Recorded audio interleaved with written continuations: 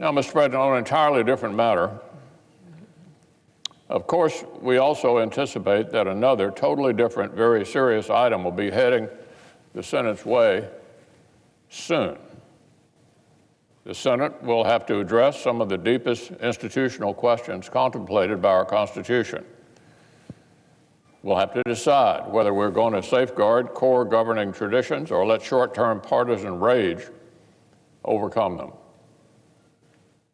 Back in December, I explained how House Democrats' sprint into the most rushed, least fair, and least thorough impeachment inquiry in American history has jeopardized the foundations of our system of government.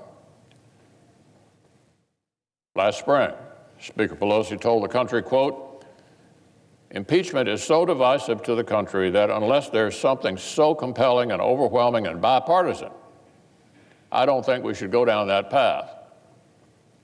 That was the Speaker less than a year ago.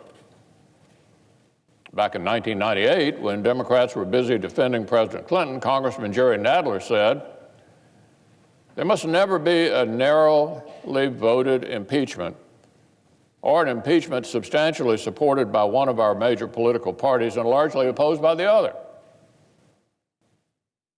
Such an impeachment would lack legitimacy," said Congressman Jerry Nadler 20 years ago. That was obviously a standard when the Democrat was in the White House. But ultimately, House Democrats cared more about attacking President Trump than keeping their promises. So they rushed through a slapdash investigation. They decided not to bother with the standard legal processes for pursuing witnesses and evidence. We don't have time to do that. Chairman Adam Schiff told the entire country on national television that getting court decisions takes a long time. He didn't want to wait. It takes a long time to go to court. So they just plowed right ahead with a historically weak case and impeached a duly elected president with votes from just one political party. Democrats have let Trump derangement syndrome develop into a kind of dangerous partisan fever that our founding fathers were afraid of. And then, Mr. President, just before the holidays, this sad spectacle took another unusual turn. As soon as the partisan impeachment votes had finished, the prosecutors began to develop cold feet. Instead of sending the articles to the Senate, they flinched. That's right. The same people who just spent weeks screaming that impeachment was so serious and so urgent that it couldn't wait for due process now decided it could wait indefinitely while they checked the political winds and look for some new talking points. This is yet another situation where the House Democrats have blown right past the specific warnings of our founding fathers. Alexander Hamilton specifically warned about the dangers of a, quote, procrastinated determination of the charges in an impeachment. He explained it would not be fair to the accused and it would be dangerous for the country. Speaker Pelosi apparently does not care. Her conference is behaving exactly like the, quote, intemperate or designing majority in the House of Representatives that Hamilton warned might abuse the impeachment power. So, as House Democrats continue their political delay, they're searching desperately for some new talking points to help them deflect blame for what they've done. We've heard it claimed that the same House Democrats who botched their own process should get to reach over here into the Senate and dictate our process. We've heard claims that it's a problem that I've discussed trial mechanics with the White House. Even as my counterpart, the Democratic leader, is openly coordinating political strategy with the Speaker, who some might call the prosecution. So it's okay to have consultation with the prosecution, but not apparently with the defendant. Oh, and we've heard claims that any senators who have formed opinions about House Democrats' irresponsible and unprecedented actions as they played out in the view of the entire nation should be disqualified from the next phase. Obviously, Mr. President, this is nonsense. Nonsense. Let me clarify Senate rules and Senate history for those who may be confused. First, about this fantasy that the Speaker of the House will get to hand design the trial proceedings in the Senate, that's obviously a non-starter. What I've consistently said is pretty simple. The structure for this impeachment trial should track with the structure of the Clinton trial. We have a precedent here. That means two phases. First, back in 1999, the Senate passed a unanimous bipartisan resolution, 100 to nothing, that set up the initial logistics like briefs, opening arguments, and senator questions. It stayed silent on mid-trial questions such as witnesses until the trial was actually underway. That was approved 100 to nothing. Somewhat predictably, things started to diverge along party lines when we considered those later procedural questions. But the initial resolution, laying out the first half of the trial, was approved 100 to nothing. I believe we should simply repeat that unanimous bipartisan precedent this time as well. That's my position. President Trump should get the same treatment that every single senator thought was fair for President Clinton. Just like 20 years ago. We should address mid-trial questions such as witnesses after briefs, opening arguments, senator questions, and other relevant motions. Fair is fair. Now, let's discuss these lectures about how senators should do our jobs. The oath that senators take in impeachment trials to, quote, do impartial justice according to the Constitution and laws, end quote, has never meant that senators should wall themselves off from the biggest news story in the nation and completely ignore what the House has been doing. The oath has never meant that senators check all of their political judgment at the door and strip away all of our independent judgment about what is best for the nation. It has never meant that, and it never could. The framers debated whether to give the power to try impeachments to a court or to the Senate, and decided on the Senate precisely because impeachment is not a narrow legal question. Impeachment is not a narrow legal question, but a deeply political one as well. Hamilton said this explicitly in Federalist 65. Impeachment requires the Senate to address both legal questions about what has been proved and political questions about what the common good of our nation requires.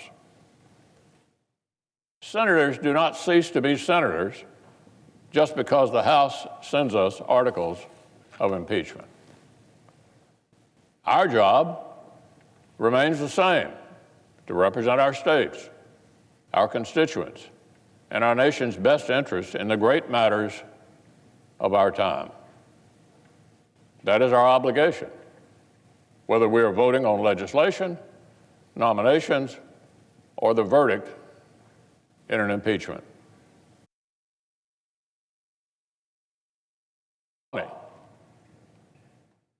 President Clinton had actually committed a felony.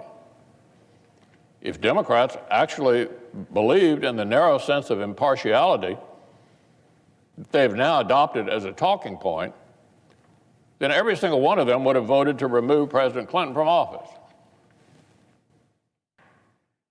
Oh no, but instead, a majority of the Senate decided that removing President Clinton, despite his proven and actual crimes, would not best serve the nation.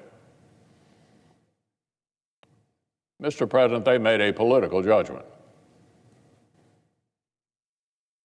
And by the way, back then, leading Democrats had zero objections to senators speaking out before the trial. The current Democratic leader, Senator Schumer, was running for the Senate during the House impeachment process back in 1998. He voted against the articles both in the House Judiciary Committee and on the House floor. And a major part of his Senate campaign that year, listen to this, was literally promising New Yorkers in advance, that he would vote to acquit President Clinton.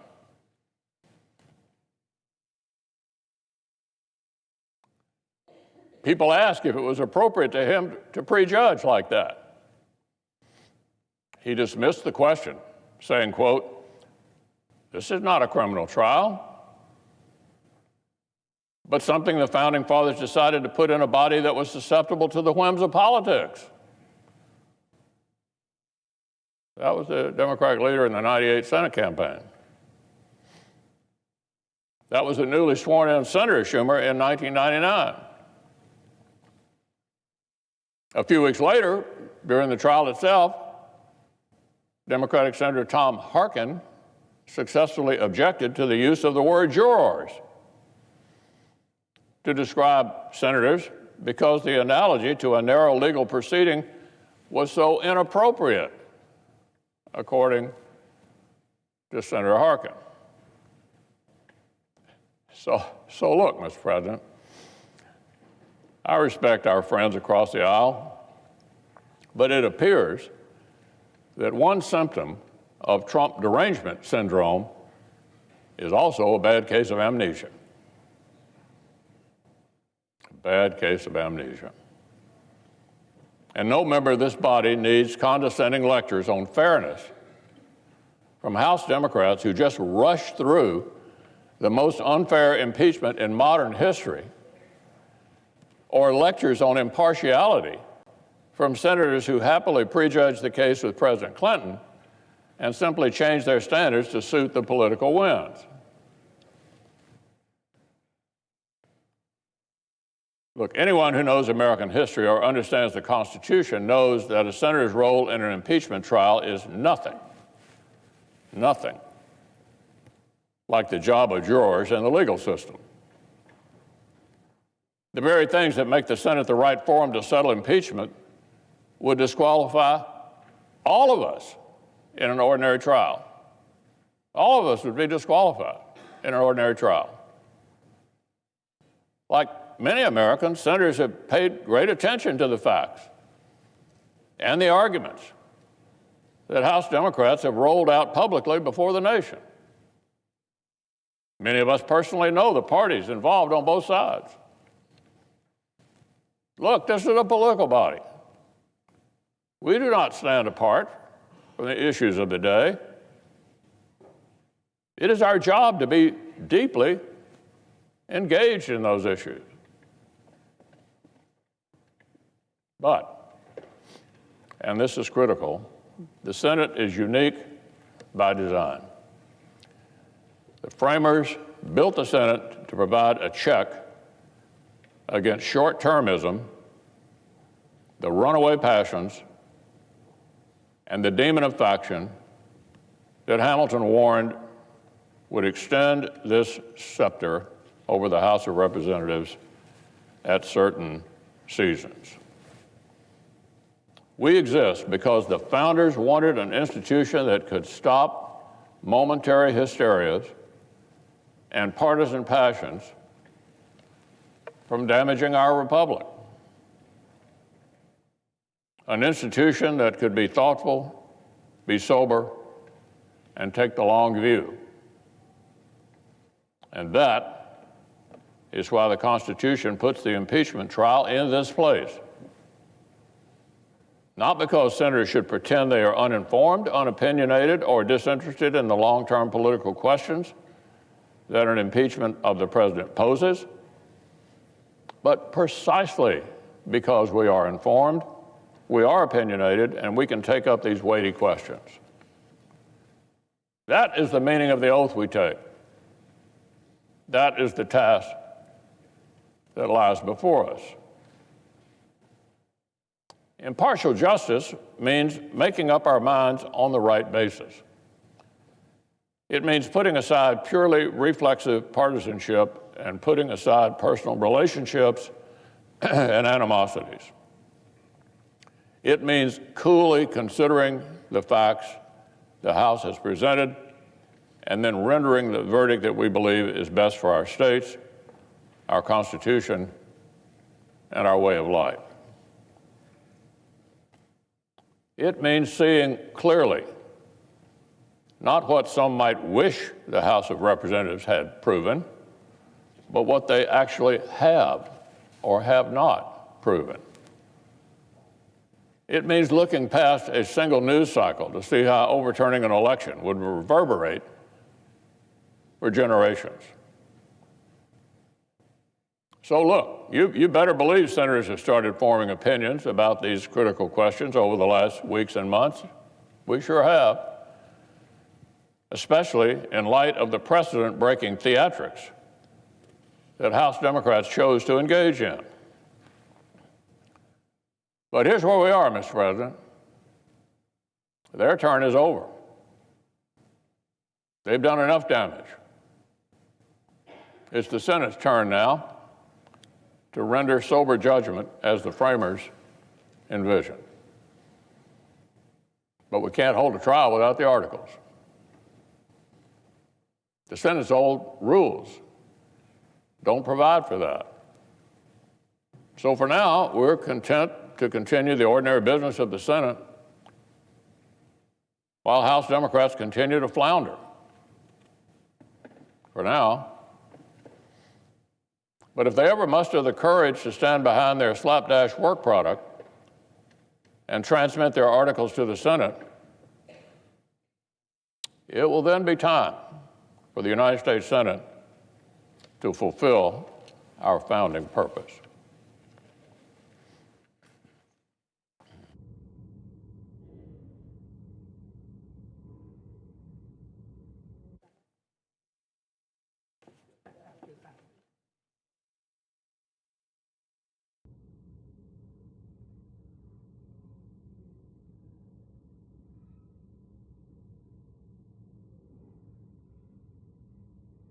모든 승리와 기적의 상징으로 거연히 솟아 빛나는 백두산은 긍지 높이 전하며 끝없이 대동하고 있습니다.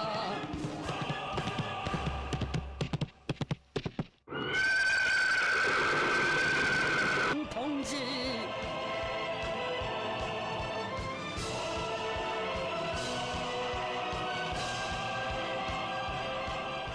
영웅조선을 새로운 상승 비약승의 진로를 뚜렷이 명시해 주시는 경의하는 원수님의 위대한 명단은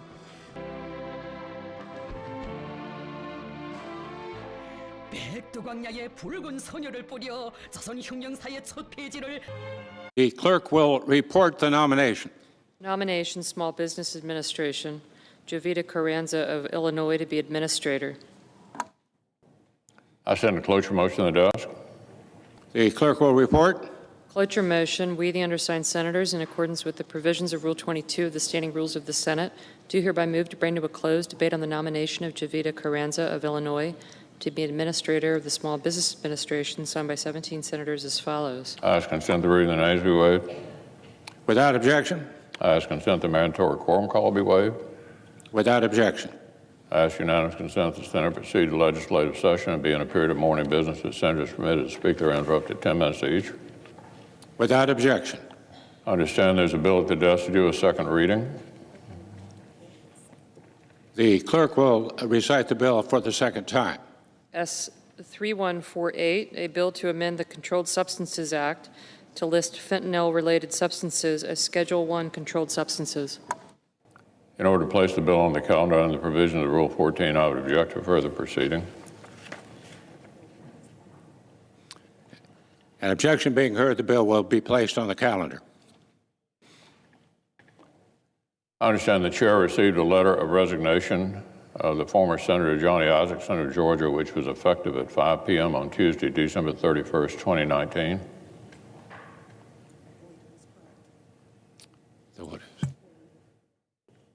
The distinguished leader is correct. I ask unanimous consent the letter be considered as having been read and that it be spread upon the journal and printed in the record. Without objection.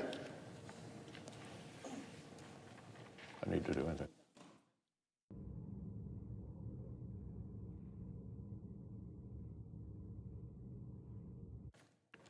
No, Mr. President, I ask unanimous consent when the Senate completes its business today at adjourn until 3 p.m. Monday, January the 6th. Further, that following the prayer and pledge, the morning hour be deemed expired, the journal of proceedings be approved to date, the time for the two leaders be reserved for their use later in the day, and morning business be closed. Further, following leader remarks, the Senate proceed to executive session and resume consideration of the Carranza nomination. Finally, that the cloture motion filed during today's session ripen at 5:30 Monday. Without objection. I suggest that for them. The clerk will call the roll. Mr. Alexander.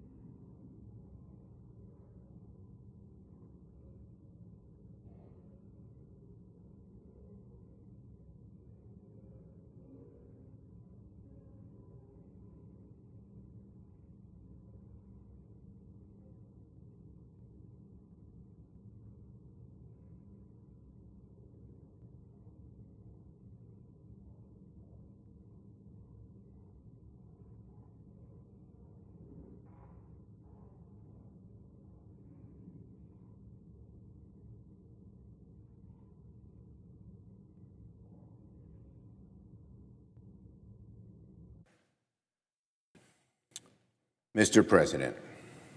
The distinguished minority leader is recognized. Thank you, Mr. President. Now, Mr. President, I just heard Leader McConnell. I ask unanimous consent that the quorum be dispensed with. Without objection. Now, Mr. President, I just heard Leader McConnell speak for 30 minutes on the subject of the president's impeachment. There was a lot of finger-pointing, name-calling, and misreading of history, but not a single argument or discussion about the issue that's holding up a Senate trial, whether there will be witnesses and documents. Not one mention. He has no good argument against having witnesses and documents, so he resorts to these subterfuges. I'll have more to say on impeachment momentarily, but I first want to address the issue of Iran. Last night, the United States conducted a military operation designed to kill Major General Qasem Soleimani, a notorious terrorist. No one should shed a tear over his death. The operation against Soleimani in Iraq was conducted, however, without specific authorization and any advance notification or consultation with Congress. I'm a member of the Gang of Eight, which is typically briefed in advance of operations of this level of significance. We were not. The lack of advance consultation and transparency with Congress was put in the Constitution, or the need for advance consultation and transparency with Congress was put in the Constitution for a reason, because the lack of advance consultation and transparency with Congress can lead to hasty and ill-considered decisions. When the security of the nation is at stake, decisions must not be made in a vacuum. The framers of the Constitution gave war powers to the legislature and made the executive the commander-in-chief, for the precise reason of forcing the two branches of government to consult with one another when it came to matters of war and of peace. It is paramount for administrations to get an outside view to prevent groupthink and rash action, to be asked probing questions, not from your inner and often insulated circle, but from others, particularly Congress, which forces an administration, before it acts, to answer very serious questions. The administration did not consult in this case, and I fear that those very serious questions have not been answered and may not be fully considered. Among those questions, what was the legal basis for conducting this operation, and how far does that legal basis extend? Iran has many dangerous surrogates in the region and a whole range of possible responses. Which responses do we expect? Which are most likely? Do we have plans to counter all of the possible responses? How effective will our counters be? What does this action mean for the long-term stability of Iraq and the trillions of dollars and thousands of American lives sacrificed there? How does the administration plan to manage an escalation of hostilities? And how does the administration plan to avoid a larger and potentially endless conflagration in the Middle East? These are questions that must be answered. It is my view that the President does not have the authority for a war with Iran. If he plans a large increase in troops and potential hostility over a longer time, the administration will require congressional approval and the approval of the American people. The President's decision may add to an already dangerous and difficult situation in the Middle East. The risk of a much longer military engagement in the Middle East is acute and immediate. This action may well have brought our nation closer to another endless war, exactly the kind of endless war the President promised he would not drag us into. As our citizens and those of our allies evacuate Iraq and troops prepare for retaliatory action, Congress needs answers to these questions and others from the administration immediately. And the American people need answers as well. On impeachment.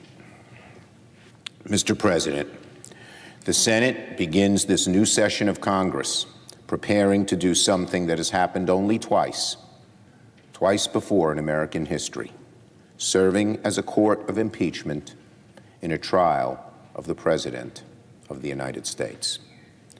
President Donald Trump stands accused by the House of Representatives of committing one of the offenses the Founding Fathers most feared when it came to the stability of the Republic, abusing the powers of his office for personal gain, soliciting the interference of a foreign power in our elections to benefit himself.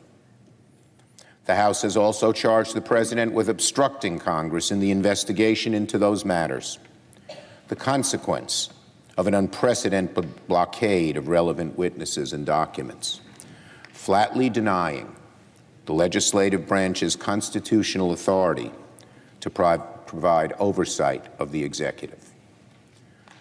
As all eyes turn to the Senate, the question before us is, will we fulfill our duty to conduct a fair impeachment trial of the President of the United States, or will we not? That is the most pressing question facing the Senate at the outset of this second session of the 116th Congress.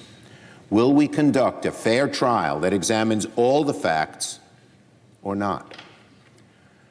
The country just saw Senator McConnell's answer to that question. His answer is no.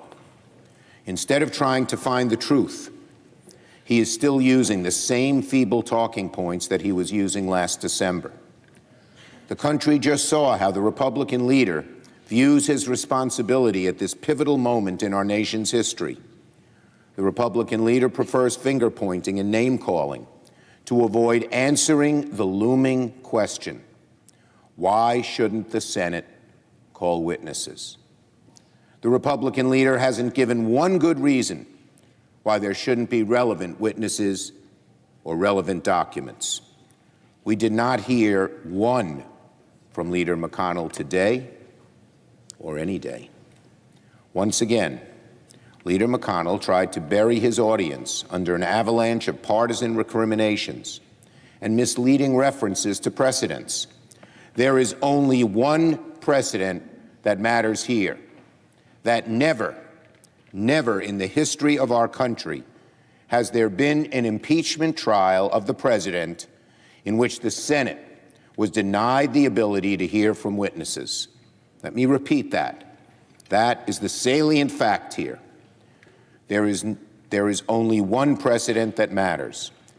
There has never in the history of our country been an impeachment trial of the president in which the Senate was denied the ability to hear from witnesses. Yet the Republican leader seems intent on violating that precedent and denying critical evidence to this body and to the American people. Leader McConnell has been clear and vocal that he has no intention to be impartial in this process. Leader McConnell reminds us today and in previous days that rather than acting like a judge and a juror, he intends to act as the executioner of a fair trial. Thankfully, the rules of the impeachment trial will be determined by the majority of senators in this chamber, not by the Republican leader alone. The crux of the issue still is whether the Senate will hear testimony from witnesses and receive documentary evidence directly relevant to the charges against the president. Since Congress recessed for the holidays, there have been several events that have significantly bolstered my argument for 4 specific witnesses and specific categories of documents. Nothing in that time has bolstered Leader McConnell's argument that there shouldn't be relevant witnesses or documents. On December 21st, the Center for Public Integrity obtained emails through a Freedom of Information Act request that showed that Michael Duffy, a top OMB official and one of the 4 witnesses I've requested, asked the Defense Department to, quote, hold off on sending military aid to Ukraine 91 minutes after President Trump's July phone call with Ukrainian President Zelensky. On December 29th, the New York Times report included several revelations about the extent of Chief Mulvaney's involvement in the delayed military assistance, about the effort by lawyers at OMB, Justice, and the White House to create legal justifications for the delay in assistance, and about the depth of opposition to, and indeed, alarm about, the delay in military assistance from parts of the administration, particularly the Pentagon. Then, just yesterday, there was a new report about a trove of newly unredacted emails that further exposed the serious concerns raised by Trump administration officials about the propriety and legality of the president's decision to delay military assistance to Ukraine. One of those emails released yesterday was from Michael Duffy, one of the witnesses we've requested, to the Pentagon controller, and it read, quote, clear direction from POTUS, the president, to continue the hold. Clear direction from the president to continue the hold, is what Duffy wrote. What constituted clear direction? Did Michael Duffy get an order from the president? Or did someone like Mr. Mulvaney get an order from the president that was passed on to Mr. Duffy? Were there discussions by administration officials about covering up the reasons for the president directing the delay in military assistance? These are questions that can only be answered by examination of the documentary evidence and by the testimony of key Trump administration officials under oath in a Senate trial. These developments are a devastating blow to Leader McConnell's push to have a trial without the documents and witnesses we've requested. Each new revelation mounts additional pressure on the members of this chamber to seek the whole truth. With these new emails, we're getting certain portions of the truth. We need the whole truth. For example, much of the evidence that was obtained by the recent FOIA requests has been heavily redacted. Here is an email chain between officials at the Pentagon regarding the Politico article that first revealed the Trump administration was delaying military assistance to Ukraine. It is completely redacted. Every word crossed out, not available, can't be seen. Here's another email with the subject line, apportionment, between officials at OMB and the Pentagon. Completely redacted. None of the words can be seen at all. We know now that some of these redactions were covered up, but only some of it. Why did they redact the sections they redacted? Who ordered the redactions? Why are they covering up? What are they hiding? These questions must be asked. When you are accused of something, you don't suppress evidence that will exonerate you. The fact that the administration is going to such lengths to prevent such emails from coming out is extraordinarily telling. It seems like they themselves feel they are guilty. Getting the full documentary record would undoubtedly shed light on the issues at hand. These were senior Trump officials discussing the delay in military assistance to Ukraine. Who ordered it, why it was ordered, whether or not it was legal, and how it was connected to the effort to pressure Ukraine into announcing investigations regarding a political rival of the president. And these emails represent just a sliver of the documentary evidence that exists in this case. There was an exceedingly strong case to call witnesses and request documents before the Senate went out of session for the Christmas break. In the short time since, that case has gotten stronger, and remarkably so. We are not asking for critics of the president to serve as witnesses in the trial. We are asking only that the president's men, his top advisors, tell their side of the story. And Leader McConnell, once again, has been unable to make one argument, one single argument, as to why these witnesses and these documents should not be part of a trial. Now, I want to respond to one suggestion by Leader McConnell, that we follow the 1999 example of beginning the impeachment trial first and then deciding on witnesses and documents at a later date. First, to hear McConnell say no witnesses now, but maybe some later, is just another indication he has no argument against witnesses and documents on the merits. Will Leader McConnell commit to witnesses and documents now and discuss timing later? Second, Leader McConnell's comparisons to 1999 are hopelessly flawed and inaccurate. There were witnesses in 1999, Leader McConnell. You want the precedent of 1999, there were witnesses, as there were in every single impeachment trial of the president in history. It would be a break in precedent for there not to be witnesses. Third, there was even a greater rationale for witnesses in the Clinton trial. In 1999, the witnesses in question had already testified. They had already testified under oath, extensively. And there were also bipartisan concerns about the suitability of the subject matter for the floor of the Senate. There's no analogy to today's situation. The witnesses we've requested never testified under oath, and the documents we've requested have not been produced.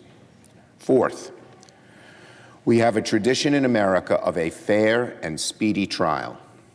That's why we've requested only the relevant information up front, so that the trial can truly be speedy and fair. It makes no sense, and in fact, it is a ruse to suggest that the Senate wait until the end of the trial to settle the hardest question when it might take time for witnesses to prepare testimony and for the Senate to review new documentary evidence. We can and should begin that process now and ensure that the trial is informed by the facts and does not suffer unnecessary delays. Fifth, and finally, when Leader McConnell suggests we have both sides present their arguments and then deal with witnesses, he is essentially proposing to conduct the whole trial and then, once the trial is basically over, consider the question of evidence. That makes no sense. That's Alice in Wonderland logic. The trial must be informed by the evidence, not the other way around. The House managers should be allowed to present all of the evidence to make their case, not make their case and then afterward ask for evidence we know is out there. So, if we don't get a commitment up front that the House managers will be able to call witnesses as part of their case, the Senate will act as little more than a nationally televised meeting of the mock trial club. If we leave the question of witnesses and documents until after all the presentations are complete, Leader McConnell will argue that the Senate's heard enough, we shouldn't prolong the trial any longer. At that point, you can be sure he'll label anyone who wants to subpoena evidence as a partisan, who wants to drag the whole affair out. I know this because he's already told us what his position will be. This is not a mystery. Quote, after we've heard the arguments, Leader McConnell said on Fox News, we ought to vote and move on. Does that sound like someone in good faith who intends to have the Senate reasonably consider witnesses at a later date? No, it does not. Leader McConnell's proposal to vote on witnesses and documents later is nothing more than a poorly disguised trap. After we've heard the arguments, Leader McConnell said, we ought to vote and move on. All of my fellow senators, Democrat and Republican, should take stock of the leader's words and remember the commitment he made on national television to take his cues from the White House. So I say to the chair, it may feel like we are no closer to establishing the rules for a Senate trial than when we last met. But the question, the vital question of whether or not we have a fair trial ultimately rests with a majority of the senators in this chamber. The president faces gravely serious charges, abuse of power, abuse of his public trust, soliciting the interference of a foreign power in our elections, unprecedented obstruction of Congress, and if convicted, the president faces the most severe punishment our Constitution imagines. The framers gave us, this chamber, the United States Senate, the sole power to discharge this most difficult and somber duty. Will the Senate rise to the occasion? I yield the floor.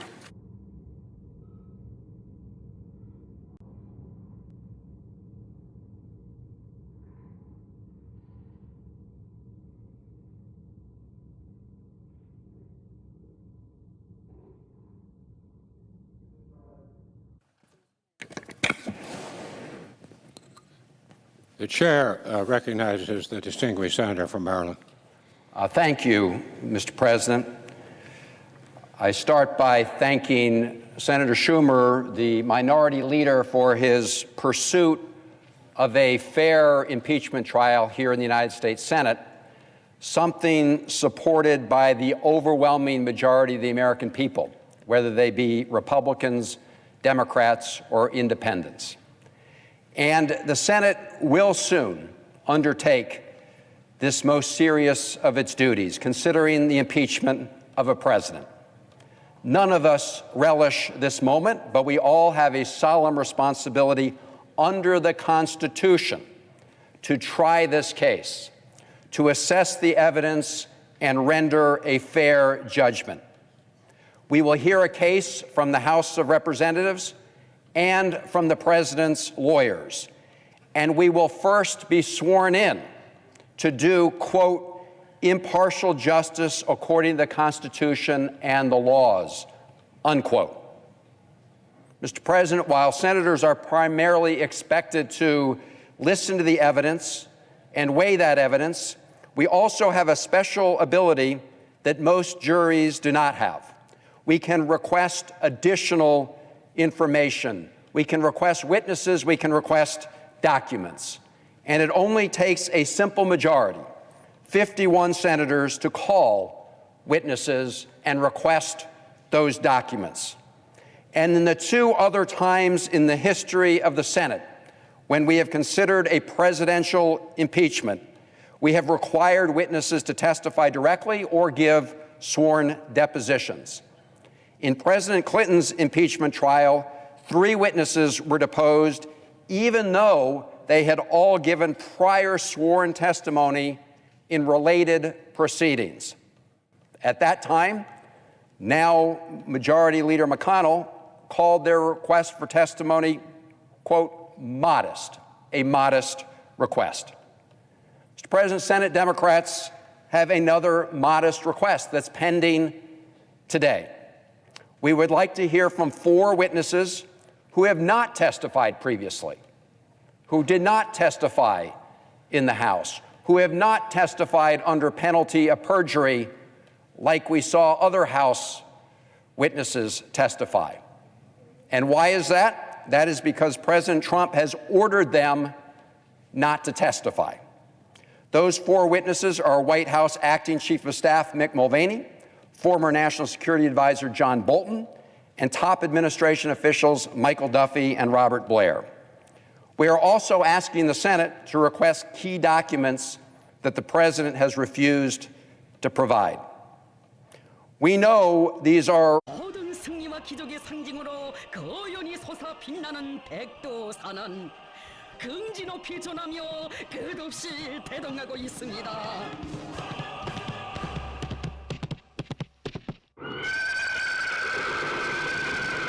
동지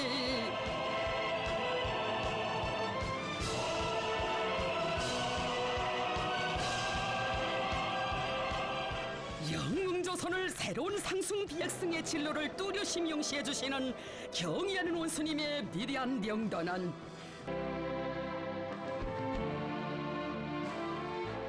백두광야에 붉은 선혈을 뿌려 조선 혁명사의 첫 페이지를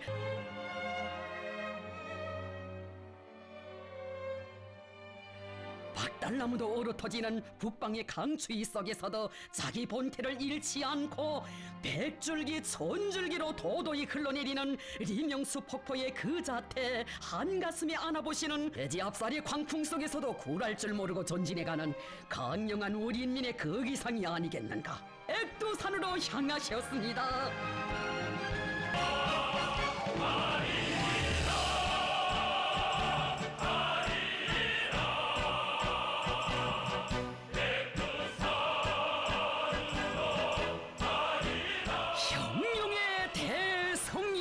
천하제일 위인이신 경의하는 최고 영도자 김정은 동지께서 밝혀주신 혁명전통 교양의 대강령을 불멸의 전투적 기치로 새겨 안고 나아가는 우리